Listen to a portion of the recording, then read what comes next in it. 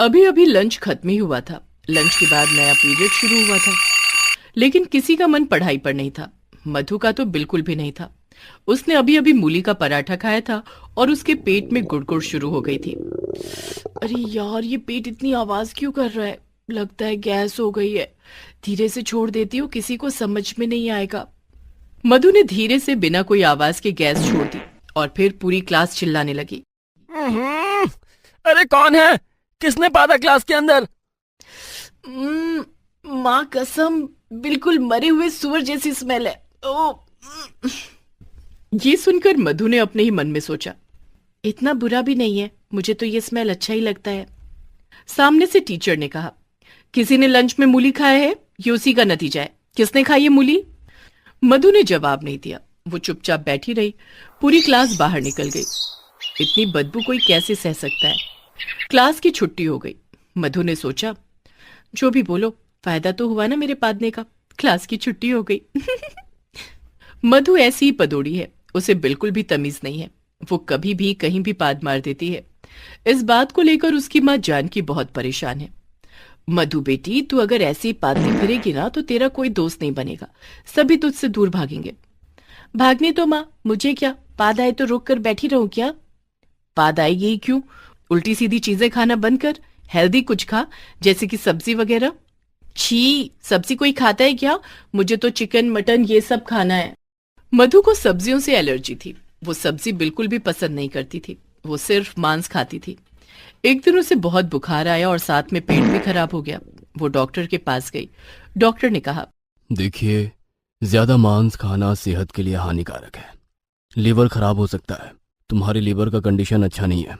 जरा ध्यान रखा करो और हरी सब्जियां खाओ।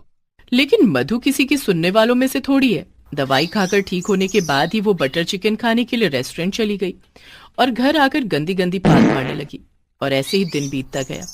मधु 11वीं कक्षा में दाखिल हो गई और एक नए स्कूल में आ गई और पहले ही दिन लंच में मूली के पराठे लाई और फिर पराठा खाकर ऐसी पाद मारी कि क्लास की छुट्टी ही हो गई।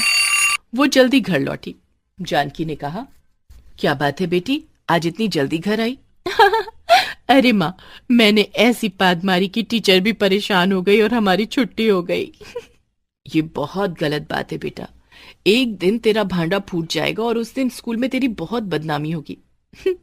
ऐसा कुछ नहीं होगा माँ, आप निश्चिंत रहिए। मधु ऐसे ही हर रोज क्लास में पाद मारती रही। पूरे स्कूल में ये बात फैल गई कि 11वीं कक्षा में हमेशा बदबू रहती है। उफ, कितनी बदबू है। इन बच्चों में से कोई पाद मारता है। ये सब शैतान है, शैतान। जानबूझकर ये सब करते हैं। जिस दिन उस पाद मारने वाले को पकड़ लूंगी ना, उस दिन उसे स्कूल से निकाल दूंगी।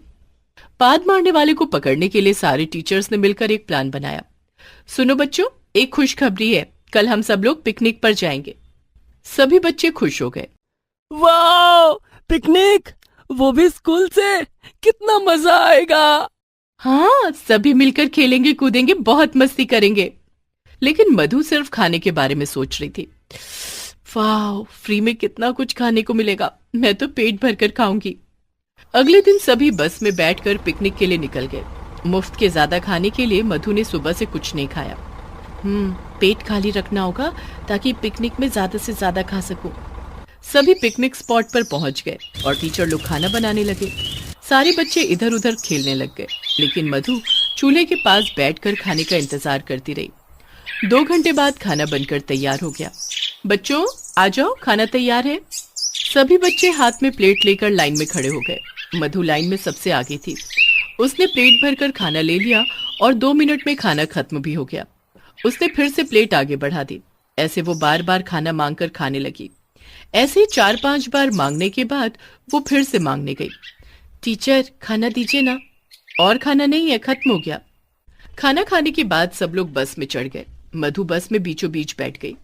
बस चलने लगी और तभी मधु को पाद आ गई। मधु ने धीरे से पाद दिया और पूरे बस के लोग पागल ही हो गए। अरे यार, पेट भर कर खाने के बाद ये सब सूंघना पड़ेगा क्या? हर रोज ये सूंघना पड़ता है। आज तो मत पादो यार। मधु अपने ही मन में हंसने लगी। हर 2 मिनट में वो पादने लगी और हर 2 मिनट में एक स्टूडेंट उल्टियां करने लगा। पूरी बस गरम गंदी हवा से भर गई। अब सभी गालियां बकने लगे। कौन बेशरम पाद रहा है? मरा हुआ जानवर खा लिया हो क्या? हाँ? बदबू सूंघते सूंघते नाक में छाले पड़ गए यार, अब तो रुक जाओ।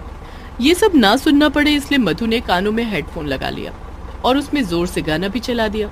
लेकिन कुछ देर बाद वो खुद ही भूल गई कि उसके कान में हेडफोन लगा हुआ है। उसे जोर से एक पाद आई। अरे यार, ये पाद तो बहुत जोर से होने वाला है, क्या करूं? कुछ नहीं, बस में गाना चल रहा है, पाद देती हूँ, किसी को आवाज नहीं आएगी। मधु ने जोर से पाद दिया। पाद की आवाज इतनी तेज थी कि पूरी बस कांप उठी। ड्राइवर ने बस रोक दी। अरे ये क्या था? भूकंप आ गया क्या? हैं? और फिर मधु ने देखा कि बस में सब लोग उसी की ओर देख रहे हैं। वो भूल गई थी कि गाना बस में नहीं उसके हेडफोन में चल रहा था और इसीलिए पाद की आवाज सबने सुन ली। मधु, तो तुम हो वो पदोड़ी, चलो स्कूल में हम तुम्हें दिखाते हैं। स्कूल पहुंचकर सभी मधु की बेइज्जती करने लगे। टीचर ने कहा, तुम्हें स्कूल से निकाला जाता है मधु, तुम जैसी पदोड़ी के लिए इस स्कूल में कोई जगह नहीं है। नहीं नहीं मैडम, मुझे मत निकालिए, मुझसे गलती हो गई, सॉरी मैडम। लेकिन मधु को स्कूल से निकाल दिया गया। मधु शर्म के मारे मर गई। बेटी इसीलिए कहती थी कि कुछ हेल्दी खाया कर। मुझे समझ में आ गया है माँ, मैं डॉक्टर के पास जाऊंगी और हेल्दी खाऊंगी, बस मुझे स्कूल जाना है। मधु डॉक्टर के पास गई और दवाई खाने लगी। उसने मांस खाना बंद कर दिया और हरी भरी सब्जियां खाने लगी। कुछ ही दिनों में उसकी पाद मारने की बीमारी ठीक हो गई और वो फिर से स्कूल जाने लगी। सारे बाराती बस में आराम से बैठे हुए हैं। शादी में खाना खाकर सभी बहुत खुश हैं। बस चकाचक भरी हुई है। इतने में पल्लवी का पेट दर्द करने लगता है। अरे यार, इस पापी पेट को भी अभी दुखना था, क्या मुसीबत है। पल्लवी के पास में ही उसका नया नवेला पति सुरेश बैठा हुआ था। वो बैठे बैठे ही सो गया था। इतने में पल्लवी ने चुपके से एक पाद मार दिया। मजा आ गया। उसकी दुर्गंध सुरेश तक पहुंची और सुरेश की नींद टूट गई। वो कूद उठा। अरे बाप रे, इतनी बदबू! भला पेट में गोबर जमा रखा है क्या? किसने किया ये? किसने? लेकिन किसी ने जवाब नहीं दिया। पल्लवी चुप बैठी रही। अभी अभी शादी हुई है मेरी, अभी अगर पता चला कि मैं इतनी पाद मारती हूँ तो पता नहीं क्या होगा। क्यों खाए मैंने इतने सारे मोमो। पल्लवी को बचपन से मोमो और छोले भटूरे बहुत पसंद है, और वो भी बाहर का। वो जब छोटी थी तब स्कूल जाते वक्त उसकी माँ जानकी कहती थी, बेटा आज टिफिन में क्या लेकर जाएगी? कुछ नहीं माँ, आपको टेस्टी खाना बनाना कहाँ आता है? अच्छा तो फिर किसको आता है खाना बनाना? रामू काका को, वो स्कूल के बाहर मोमो बेचते हैं, मैं वहीं से टिफिन खा लूंगी। पल्लवी घर में खाना पसंद नहीं करती थी, उसको हमेशा बाहर ही खाना होता था। बेटी बाहर का खाना मत खा, तबीयत बिगड़ जाएगी। कुछ नहीं होगा माँ, आप चिंता मत कीजिए। बाहर खाते खाते पल्लवी का पेट बिगड़ने लगा। एक दिन वो अकेली अपने कमरे में बैठी हुई थी, तभी उसको पाद आ गया। उसने पाद दिया। अरे कितना गंदा स्मेल है, लगता है आज मैंने मोमो ज्यादा खा ली। लेकिन फिर भी पल्लवी का खाना नहीं रुका। वो कॉलेज जाने लगी। कॉलेज में पहले दिन वो क्लास बंद करके बाहर घूमने चली गई। जरा देखो तो यहाँ खाने की दुकानें कहाँ हैं और क्या क्या मिलता है यहाँ। पल्लवी ने मोमो और छोले भटूरे की दुकानें ढूंढकर निकाली और हर रोज खाने लगी। वो एक एक दिन में 10-10 प्लेट मोमो चट कर जाती थी। ये देखकर एक दिन मोमो वाले ने उससे कहा, अरे दीदी, इतना भी मोमो खाना अच्छा नहीं होता, इसमें मैदा होता है, ज्यादा मैदा शरीर के लिए ठीक नहीं है। ये सुनकर पल्लवी ने कहा, तू ज्यादा ज्ञान मत दे, चल और एक प्लेट मोमो लगा, और सुन चटनी थोड़ी सी तीखी करना कल से। मोमो खाने के बाद वो पास की दुकान में छोले भटूरे खाने चली गई। अरे दीदी, अभी अभी तो मोमो खाया आपने, छोले भटूरे में भी मैदा ही होता है, बाद में खाइएगा। अरे तुम लोगों ने तो हद ही पार कर दी है, छोले भटूरे दे रहे हो या मैं जाऊं दूसरी दुकान में? ये सुनकर छोले भटूरे वाले ने पल्लवी से और बहस नहीं की। पल्लवी के जाने के बाद उसने कहा, ये लड़की कितना खाती है? अरे बहुत जल्दी पेट खराब होगा इसका। और वही हुआ भी। पल्लवी बहुत ज्यादा पाद मारने लगी, चाहे घर में हो या कॉलेज में। एक दिन क्लास में बैठे बैठे पल्लवी ने ऐसा पाद मारा कि सबके होश उड़ गए। अरे किसने किया है ये? क्या खा के आई है बहन? कितनी बदबू है। आज क्लास खत्म, इतनी बदबू में क्लास नहीं हो सकती। पल्लवी मन ही मन हंसती रही। अरे वाह, मेरी पाद में तो बहुत ही ज्यादा शक्ति है, क्लास ही बंद कर दी मैंने तो। पल्लवी घर में भी पाद मारने लगी। उससे घर वाले परेशान हो गए। उसकी माँ जानकी ने कहा, पल्लवी बेटी, अभी से इतनी बदबू छोड़ेगी तो बाद में क्या होगा, तेरा पति तुझसे परेशान हो जाएगा। पल्लवी के पिता हरिहर ने कहा, कोई बदबू सुनकर इससे शादी नहीं करेगा। बेटी, तू ये सब खाना छोड़ दे और मेरे साथ डॉक्टर के पास चल। नहीं पापा, मुझे डॉक्टर की कोई जरूरत नहीं है और खाना तो मैं बंद नहीं करूंगी। मैं जैसी हूँ वैसी ही ठीक हूँ। हरिहर और जानकी परेशान हो गए। उन दोनों ने पल्लवी के लिए लड़का देखना शुरू कर दिया और कुछ ही दिनों में एक लड़का उन लोगों को पसंद आ गया। लड़के का नाम सुरेश था। सुरेश को भी पल्लवी बहुत पसंद आई और शादी तय हो गई। लेकिन पल्लवी ने मोमो और छोले भटूरे खाना नहीं रोका। शादी से एक दिन पहले जानकी ने पल्लवी से कहा, पल्लवी, शादी तक तू ये सब मत खा, नहीं तो शादी में बैठकर पाद मारती रहेगी। अरे आप चिंता मत करो माँ, कुछ नहीं होगा। शादी के बाद जो चाहे वो करना, लेकिन शादी तक रुक जा बेटी। पल्लवी ने कहा कि वो मोमो और छोले भटूरे शादी तक नहीं खाएगी, लेकिन उसे भी पता था कि वो अपने आप को रोक नहीं सकती। शादी का दिन आ गया। पल्लवी की सहेलियां सुबह सुबह चली आई। अरे सुनना ललिता, मैंने कल से मोमो नहीं खाया, छोले भटूरे भी नहीं खाया, मुझे ला देना। नहीं पल्लवी, तेरी माँ मुझे मारेगी फिर। अरे उन्हें पता ही नहीं चलेगा, हमारी दोस्ती की कसम, ला देना। ललिता मना नहीं कर पाई। वो छुपकर बाजार गई और फिर छोले भटूरे और मोमो खरीद कर ले आई। पल्लवी ने सुबह सुबह मोमो और छोले भटूरा खाया। उसके पेट में गैस बढ़ने लगी। दोपहर को भी उसने वही खाया। उसके पेट में गैस और बढ़ गई। शाम को सुरेश बारात लेकर आ गया, लेकिन पल्लवी का मन सिर्फ खाने पर था। शादी के स्टार्टर में मोमो था। पल्लवी ने और मोमो खाया और फिर उसकी शादी हो गई। सारे बाराती बस में चढ़ गए और पल्लवी सुरेश की गाड़ी में बैठ गई। उसके हाथ में तब भी एक प्लेट मोमो था। अरे, मोमो बहुत पसंद है क्या तुम्हें? हाँ, बहुत पसंद है। गाड़ी में बैठे बैठे पल्लवी सारे मोमो चट कर गई और फिर रास्ते में अचानक से गाड़ी खराब हो गई। अरे बाप रे, इस गाड़ी को भी अभी खराब होना था। चलो पल्लवी, हम दोनों बस में चढ़ जाते हैं। दोनों बस में चढ़ गए। वहाँ सारे बाराती बैठे हुए थे और बस चकाचक भरी हुई थी। इतने में पल्लवी की पास निकल गई। सुरेश ने परेशान होकर कहा, अरे बाप रे, इतनी बदबू, भला पेट में गोबर जमा रखा है क्या? किसने किया ये, किसने? लेकिन किसी ने जवाब नहीं दिया। कुछ देर बाद पल्लवी को फिर से पाद आ गई। उसने पाद दिया और इस बार पूरे बस में बदबू फैल गई। सारे बारातियों ने अपनी नाक ढक ली। अरे बाप रे, कौन है ये? नई दुल्हन के सामने पादने में शर्म नहीं आई? शादी में थोड़ा कम नहीं खा सकते थे क्या? नई दुल्हन हमारे बारे में क्या सोचेगी? पल्लवी अपने ही मन में सोचने लगी।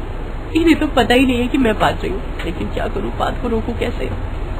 ये सोचते हुए पल्लवी ने फिर से पाद दिया और इस बार जोर से आवाज हुई। पल्लवी शर्म से मर गई। पल्लवी, तुम इतनी देर से तुम पाद रही थी? वो असल में, हाँ, बहुत ज्यादा मोमो खा लिए मैंने।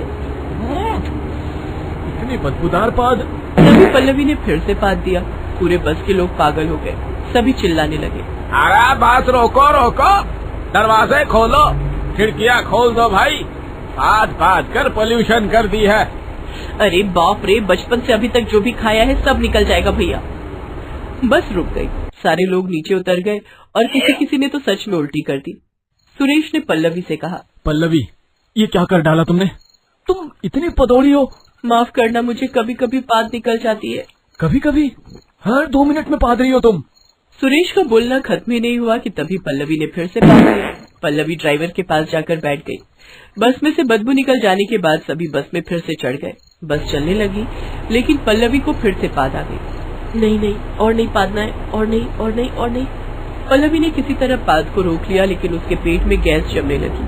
पल्लवी ने कई बार पाद रोका, लेकिन उसके बाद उसे इतनी जोर से पाद आई कि वो अपने आप को रोक नहीं पाई। उसने इतनी जोर से पादा कि पूरी बस कांप उठी और इतनी बदबू से सभी का सर चकराने लगा। ड्राइवर उसके पास में ही बैठा हुआ था। पाद की बदबू से ड्राइवर बेहोश हो गया और बस एक पेड़ से टकरा गई। माफ कर दीजिए, मुझसे गलती हो गई। अरे गलती तो मुझसे हुई है, जो मैंने तुमसे शादी कर ली। मुझे नहीं चाहिए ऐसी पधौड़ी बीवी। चलो, अभी मैं तुम्हें लौटा कर आता हूँ। सुरेश ने पल्लवी को घर छोड़ दिया और वहाँ से चला गया। पल्लवी को बहुत शर्म आई। उसने रोते हुए हरिहर से कहा, पापा आप सही थे, मुझे डॉक्टर से दिखाना चाहिए था। माँ, काश मैं आपकी बात सुन लेती, आज से मैं वो सब नहीं खाऊंगी। पल्लवी समझ गई। वो डॉक्टर के पास गई। डॉक्टर ने उसके पेट का अल्ट्रासाउंड करके प्रॉब्लम समझा और फिर ट्रीटमेंट करके उसका पेट ठीक कर दिया। पल्लवी ने मोमो और छोले भटूरे खाना छोड़ दिया और उसकी पाद मारने की आदत भी छूट गई। उसके बाद सुरेश ने भी उसे अपना लिया और सभी खुशी खुशी रहने लगे। दोस्तों, आप हमारे चैनल को जरूर सब्सक्राइब